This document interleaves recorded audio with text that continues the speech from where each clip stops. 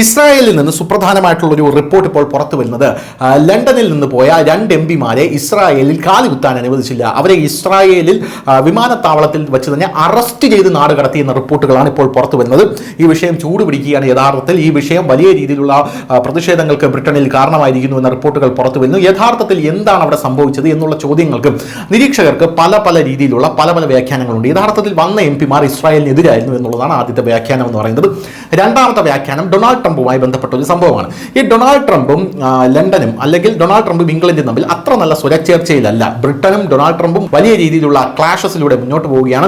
ഇതിനിടയിൽ Elon Musk കൂടെ വന്നുപെട്ടു എന്നുള്ളതാണ് പ്രധാനപ്പെട്ട കാര്യം. ബ്രിട്ടന്റെ പരമാധികാരത്തെ വിമർശിച്ച എലോൺ മസ്ക് റുദർ ഗാങ്സിനെ പറ്റി എല്ലാം ഈ തെരഞ്ഞെടുപ്പ് സമയത്ത് എടുത്തിട്ടത് നമ്മൾ ഈ ഘട്ടത്തിൽ പ്രത്യേകം ഓർക്കേണ്ടതായിട്ടുള്ള ഒരു സംഭവമാണ്.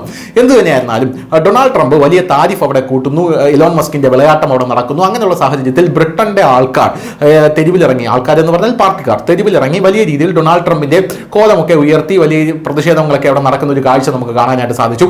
അതിനിടയിലാണ് ഈ ബ്രിട്ടന്റെ 2 എംപിമാർ ഇസ്രായേലിലേക്ക് ചെന്നത്. നമുക്കറിയാം, ഇസ്രായേൽ എന്ന് പറഞ്ഞാൽ അമേരിക്കയുടെ ഒരു സാമന്ത രാജ്യം പോലെയാണ്. ഇസ്രായേലിലേക്ക് ചെന്ന ബ്രിട്ടനെതിരെ ഇസ്രായേൽ ഇപ്പോൾ നടപടി സ്വീകരിച്ചിരിക്കുകയാണ്. 2 ബ്രിട്ടീഷ് എംപിമാരെ വിമാനത്താവളത്തിൽ തടഞ്ഞു വെച്ച് നാട് കടത്തിയതായി റിപ്പോർട്ടുണ്ട്. അവർ രാജ്യത്തേക്ക് പ്രവേശിക്കാൻ അനുവാദം ഉണ്ടായിരുന്നില്ല.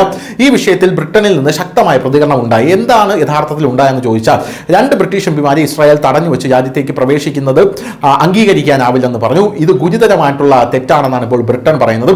ബ്രിട്ടീഷ് വിദേശകാര്യ സെക്രട്ടറി ഡേവിഡ് ലാമി പറഞ്ഞതാണിത്. ബ്രിട്ടനിലെ ഭരണകക്ഷിയായ ലേബർ പാർട്ടിയിൽ നിന്നുള്ള 2 എംപിമാരായിട്ടുള്ള യുവാങ് യാങ് ആണ് ഒരാൾ.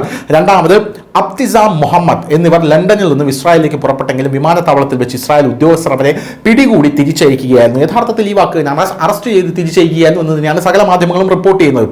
ഇസ്രായേലിനെതിരെ ഇസ്രായേലിന്റെ ഈ നടപടി അസ്വീകാര്യമാണ് എന്നാണ് കൃത്യമായി ബ്രിട്ടൻ പറഞ്ഞിരിക്കുന്നത്. ഇത് അപലപനീയമാണ്, ആഴത്തിലുള്ള ആശങ്കാജനകവുമാണെന്നാണ് പറഞ്ഞിരിക്കുന്നത്. ഒരു പെരുമാറ്റം അനുവദിക്കാൻ കഴിയില്ല. ഞാൻ ഇസ്രായേൽ സർക്കാരിനെ എൻ്റെ സഹപ്രവർത്തകരോട് പല കാര്യങ്ങൾ ആശങ്കയെല്ലാം പ്രകടിപ്പിച്ചിട്ടുണ്ടെന്നും ബ്രിട്ടനിലെ വിദേശകാര്യ സെക്രട്ടറി പറയുന്നുണ്ട്.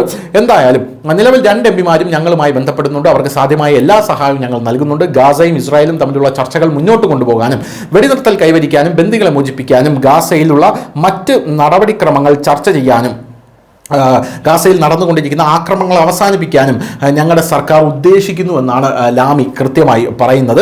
ഇതിനിടയിലാണ് ഞങ്ങൾക്കെതിരെ പോലും പ്രകോപനപരമായിട്ടുള്ള നിലപാട് ഇസ്രായേൽ സ്വീകരിക്കുന്നത് എന്നുള്ളതാണ് പ്രധാനപ്പെട്ട ഒരു കാര്യം. എന്തായാലും ഇംഗ്ലണ്ടിന് ഇപ്പോൾ പഴയ വിലയൊന്നും ലോകരാജ്യങ്ങൾക്ക് മുമ്പിലില്ല എന്നുള്ളത് നമ്മൾ എടുത്തു പറയേണ്ട ഒരു കാര്യമാണ്. പണ്ടൊക്കെ ഇംഗ്ലണ്ട് എന്ന് പറഞ്ഞാൽ ഈസ്റ്റ് ഇന്ത്യ കമ്പനി ഇന്ത്യയെ ഭരിച്ചിരുന്നു, ആഫ്രിക്കയെ ഭരിച്ചിരുന്നു, പല രാജ്യങ്ങളെയും ഭരിച്ചിരുന്നു. എന്നാൽ ഇംഗ്ലണ്ട് ഇപ്പോൾ ശോഷിച്ചുകൊണ്ടിരിക്കുകയാണ്. നമുക്ക് അക്ഷരാർത്ഥത്തിൽ പറയാൻ സാധിക്കുന്നത് അവിടെ അഭയാർത്ഥി പ്രവാഹമെല്ലാം വളരെ വലിയ രീതിയിൽ ഒഴുകുകയാണ്. ഒരു 10-15 വർഷത്തിനുള്ളിൽ ബ്രിട്ടൻ ചുടുകാടാകുമെന്നുള്ള കാര്യത്തിൽ തർക്കമൊന്നുമില്ല. News desk news India Malayalam.